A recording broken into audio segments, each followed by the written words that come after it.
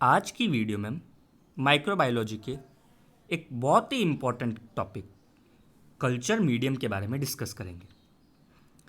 RUHS university की बात करें तो इसके अप्रॉक्स हर पेपर में कल्चर मीडियम से क्वेश्चन आता ही आता है। एक बहुत इंपॉर्टेंट, आप मान लीजिए 5 स्टार टॉपिक, 5 स्टार टॉपिक है। इतना इंपॉर्टेंट टॉपिक है इसलिए हम इसको मतलब एक साथ डिस्कस नहीं करके इसके कुछ वीडियोस के कुछ पार्ट्स बनाएंगे, उसमें डिस्कस करेंगे। तो आज की जो वीडियो है वो एकदम कल्चर मीडियम की बेसिक वीडियो है, जिसमें अपन ऐसे बात करेंगे कल्चर मीडियम जानने की क्या ज़रूरत है, कैसे ये कल्चर मीडियम्स, अलग अलग कल्चर मीडियम्स सामने आए थे, क्या इसके हिस्टोरिकल लैंडमार्क्स थे और किस तरह के कल्चर मीडियम्स होते हैं, क्या इसके इंग्रेडिएंट्स हैं। और इसके बाद अगली जो वीडियोज़ आएंगी उसमें अपन बेसिकली हर मीडियम जो इम्पॉर्टेंट है अपने एग्ज़ाम पॉइंट ऑफ व्यू से उसके बारे में इंडिविजुअली बात करेंगे। ये देखेंगे उस क्वेश्चन में अपन को क्या लिखना चाहिए, कैसे लिखना चाहिए, ये सब भी साथ में, और साथ में हर चीज़ को अपन समझते चले जाएंगे। तो अगर अपन बात करें कि क्या ज़रूरत है कल्चर मीडियम्स जानने की, तो एक बहुत ही सिंपल सी बात है कि मान लीजिए पेशेंट को किसी भी तरह का इन्फेक्शन होता है, ठीक है। तो उस किसी भी तरह के इन्फेक्शन के लिए अपन को सबसे पहले उस पेशेंट का क्या करना पड़ेगा, डायग्नोसिस, है ना। लैब डायग्नोसिस करेंगे। अब लैब डायग्नोसिस ऐसे तो कर नहीं सकते। लैब डायग्नोसिस करने के लिए माइक्रो ऑर्गेनिज्म का दो चीज़ करना होता है। सबसे पहले तो उस माइक्रो ऑर्गेनिज्म को आइसोलेट करो और फिर उसको कल्चर करो, है ना। आइसोलेट करके कल्चर करते हैं, उसके बाद ही तो लैब डायग्नोसिस अपन कर सकते हैं।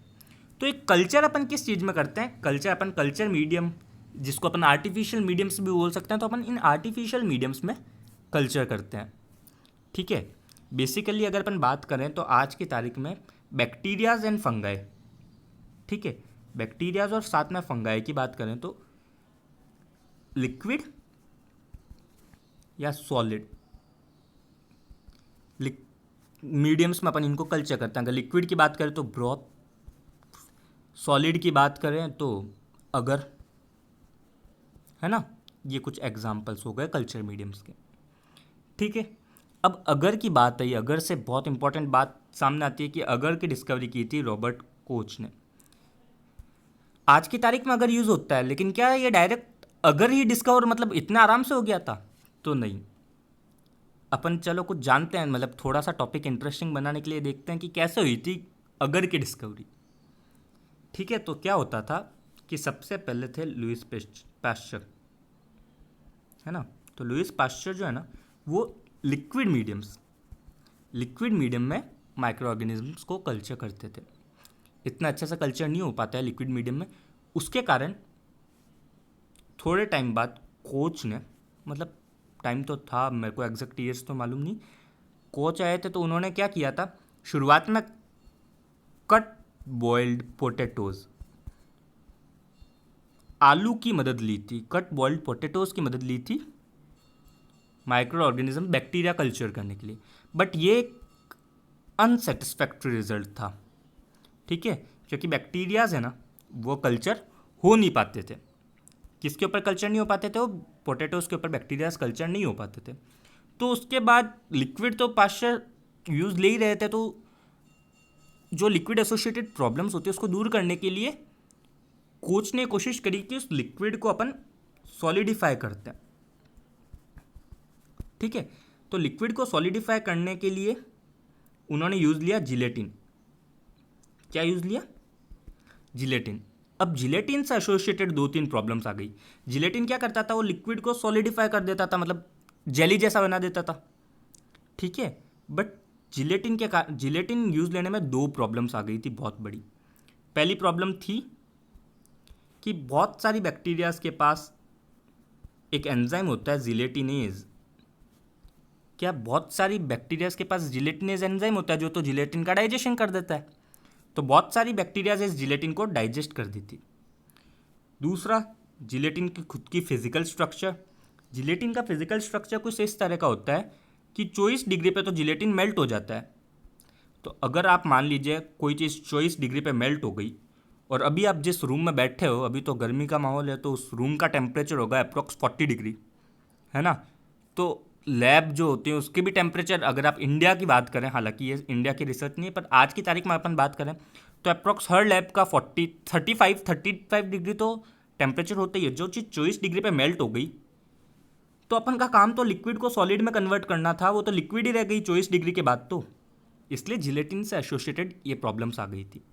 तो इसके बाद क्या हुआ था कि चलो जिलेटिन के एसोसिएटेड ये प्रॉब्लम्स आ रही है, तो कोच का एक असिस्टेंट था, उस असिस्टेंट का नाम था वाल्दर हेसे। ठीक है, इसकी वाइफ, वाल्दर हेसे की वाइफ ने कोच को सजेस्ट किया, वाइफ का नाम था फैनी हेसे, FANNIE, और हेसे सरनेम ऐसा का ऐसा है। ठीक है, तो इसकी वाइफ ने कोच को ये सजेस्ट किया, एक सेकेंड, तो इसकी वाइफ ने क्या सजेस्ट किया कि वो जब जेली बनाते हैं तो अगर एक अच्छा सॉलिडिफाइंग एजेंट की तरह उनको यूज़ होता है, तो वहाँ से ये अगर का कॉन्सेप्ट सामने आया था। ठीक है, इसके बाद कोच की एक स्टूडेंट जिसका नाम था रिचर्ड पेट्री, ठीक है, रिचर्ड पेट्री ने पेट्री डिश का डिस्कवरी की थी, जो आज अपन सॉलिड जितने भी कल्चर मीडियम है उसको पेट्री डिश में ही रखते हैं ना, मतलब वो पेट्री डिश की ज़रूरत होती है अपन को। तो ये तो था कुछ हिस्टोरिकल, क्या बोलते हैं अपन, डेवलपमेंट्स या लैंडमार्क्स। अब अपन बात करते हैं कि क्या क्या इंग्रेडिएंट्स एक कल्चर मीडिया में होते हैं। तो जो बेसिकली दो सबसे इंपॉर्टेंट इंग्रेडिएंट्स हैं जिसके ऊपर बाई चांस, मतलब डायरेक्ट क्वेश्चन तो नहीं आता ज़्यादातर, बट हाँ इनके ऊपर बाई चांस मतलब MCQ या फिलअप्स बन सकते हैं। ठीक है, और शायद अगर पे भी आता हो क्वेश्चन। तो अगर अपन बात करें तो दो सबसे इंपॉर्टेंट कंपोनेंट क्या होते हैं, हालांकि बहुत कंपोनेंट होते हैं एक कल्चर मीडिया में, इंग्रेडिएंट्स अपन कंपोनेंट बोल रहे हैं बट इंग्रेडिएंट्स हैं। तो जो दो सबसे इंपॉर्टेंट है वो है अगर, दूसरा है पेप्टोन्स। ठीक है, बेसिक समझ लेते हैं। अगर का काम क्या है, सॉलिड करना, लिक्विड को सॉलिड में कन्वर्ट करना, मतलब ये एक सॉलिडिफाइंग एजेंट है। जबकि पेप्टोन्स जो अंदर बैक्टीरियाज हैं जिनको अपन कल्चर कर रहे हैं उसके न्यूट्रिशन की मदद करता है। ठीक है, तो अपन सबसे पहले अगर को डिस्कस करते हैं। ये वीडियो चल तो रही है? हाँ चल रही है। सबसे पहले अगर की बात करें तो अगर मेन कंपोनेंट है सॉलिड मीडिया को बनाने के लिए जो यूनिवर्सली यूज़ होता है अप्रॉक्स हर लैब में, किस चीज़ से अगर का प्रिपरेशन होता है, तो अगर मेनली प्रिपेयर होती है रेड एल्गी, ठीक है, ग्रेसिलेरिया, जेलिडियम, इनकी सेल वॉल से। ठीक है, रेड एल्गी बेसिकली सीवीड्स होती है, अपन नीट की प्रिपरेशन में इन सब के बारे में अच्छे से डिस्कस कर चुके हैं। इनके सेल वॉल में एक बहुत इंपॉर्टेंट पॉलीसेक्राइड होता है। ठीक है, वो क्या होता है, डी गैलेक्टोपायरानोज।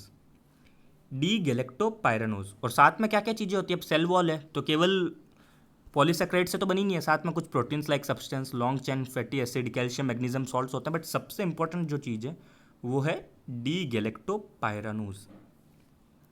ठीक है, इसके बाद अगर अपन बात करें तो कंसंट्रेशन की क्या ज़रूरत होती है, मतलब कितना कंसंट्रेशन अगर का यूज़ होता है सॉलिड, मतलब लिक्विड को सॉलिड में बदलने के लिए, तो वो पर मैन्युफैक्चर डिपेंड करता है।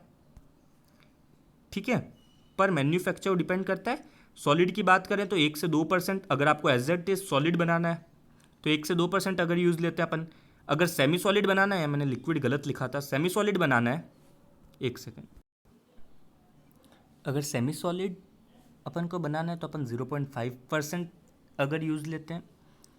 और एक और चीज़ होती है प्रोटियस स्वार्मिंग। प्रोटियस क्या है, प्रोटियस एक ग्राम नेगेटिव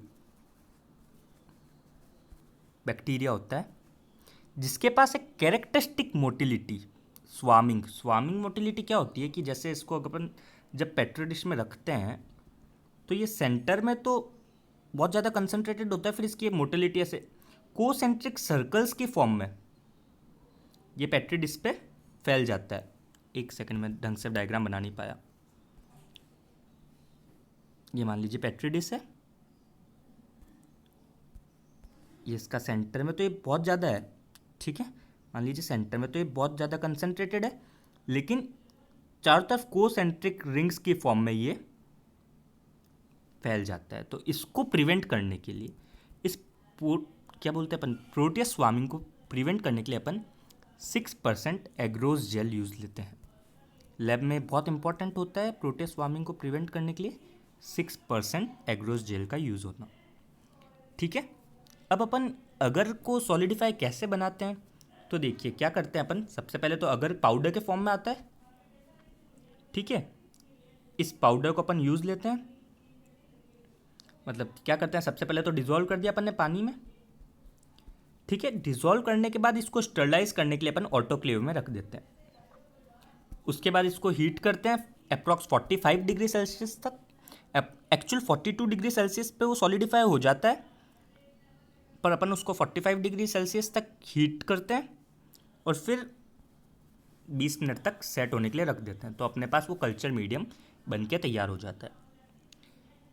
जो अपन ऑलरेडी डिस्कस कर चुके हैं कि अगर का यूज़ क्यों होता है जिलेटिन की जगह पे, तो उसके इम्पॉर्टेंट रीज़न ये है कि अगर खुद बैक्टीरियोलॉजिकली इनर्ट होता है, जबकि अपन जानते हैं जिलेटिन, बहुत सारी बैक्टीरिया के पास जिलेटिनेज होता है जो जिलेटिन को डिग्रेड कर देता है।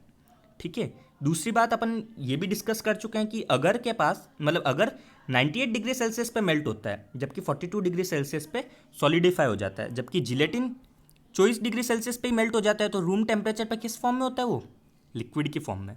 और एक और इम्पॉर्टेंट बात कि अगर के पास अगर कोई भी न्यूट्रिटिव प्रॉपर्टी कल्चर मीडियम में ऐड नहीं करता है।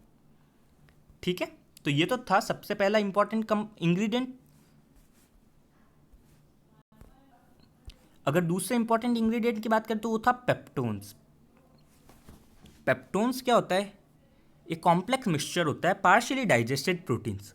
अब ये पार्शियली डाइजेस्टेड प्रोटीन्स किस फॉर्म में हो सकता है, तो लीन मीट, एक second, lean meat, heart muscles, soya flour, इसको जब हम प्रोटियोलाइटिक एंजाइम्स जैसे पेप्सिन के साथ इसका जब डाइजेशन करवाते हैं तो अपन जानते हैं क्या क्या बनता है। ऑब्वियस डाइजेशन से क्या क्या बन सकता है, प्रोटियोजेज, अमीनो एसिड्स, इनऑर्गेनिक सॉल्ट्स और कुछ एसेसरी ग्रोथ फैक्टर्स जैसे निकोटिनिक एसिड और राइबोफ्लेविन। ठीक है, एसेसरी ग्रोथ फैक्टर्स कौन कौन से होते हैं, निकोटिनिक एसिड हो सकता है, राइबोफ्लेविन हो सकता है। ये क्या होता है, एक इंपॉर्टेंट सोर्स है, पेप्टोन्स क्या इंपॉर्टेंट सोर्स है न्यूट्रिशन का।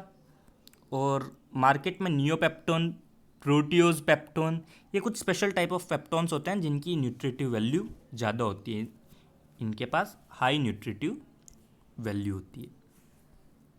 ठीक है, तो ये तो थे दो बेसिक सबसे इंपॉर्टेंट इंग्रेडिएंट्स। बाकी इंग्रेडिएंट्स क्या होते हैं, तो वो होता है वाटर, ऑब्वियस है। ठीक है, वाटर होएगा, ये डिस्टिल भी हो सकता है या मतलब नॉर्मल वाटर हो सकता है, बट नॉट नॉर्मल वाटर, मतलब ऐसा वाटर जिसमें मिनरल्स ना के बराबर हो। ठीक है, तो डिस्टिल ही मान लेते हैं अपन, डिस्टिल वाटर।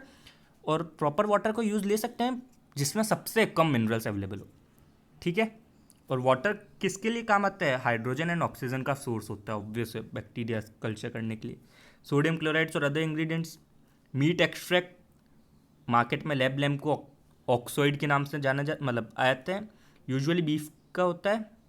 प्रोटीन, अब इसके अंदर क्या क्या होता है, तो प्रोटीन के डिग्रेडेड प्रोडक्ट्स होते हैं, कार्बोहाइड्रेट होते हैं, ऑब्वियस मीट एक्सट्रैक्ट में यही चीज़ें मिलेगी, कुछ इनऑर्गेनिक सॉल्ट्स मिल जाएंगे और ग्रोथ फैक्टर्स मिल जाएंगे। Similarly yeast extract, wash cells of baker's yeast, ठीक है, इसमें अमीनो एसिड्स, सॉल्ट्स, कार्बोहाइड्रेट्स देखने को मिलेंगे। माल्ट एक्सट्रैक्ट, ऑब्वियस है माल्ट है तो माल्टोज, स्टार्च, डेक्स्ट्रिन, ग्लूकोज और 5% प्रोटीन प्रोडक्ट्स देखने को मिलते हैं। हमको ये सब, उसके बाद ब्लड सीरम, ये भी एक इम्पॉर्टेंट कंपोनेंट होता है कुछ कुछ कल्चर्स करने के लिए, जिसमें अपन यूजुअली 5 to 10% शिप का ब्लड यूज़ लेते हैं। जो ब्लड होता है वो डीफाइब्रिनेटेड होता है। ठीक है, डीफाइब्रिनेटेड ब्लड अपन यूज़ लेते हैं। तो ये तो था बेसिक इंग्रेडिएंट्स के बारे में। ठीक है, इसकी अगली वीडियोज़ में अपन किसके बारे में देखेंगे, इंडिविजुअल कल्चर मीडियम्स के बारे में जानेंगे।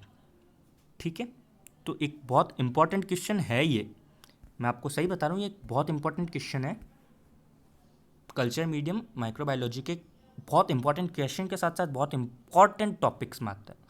ठीक है, तो अपन इसको अच्छे से तैयार करना है इसको। Thank you. This was Jayant Sharma from GMC Barmer.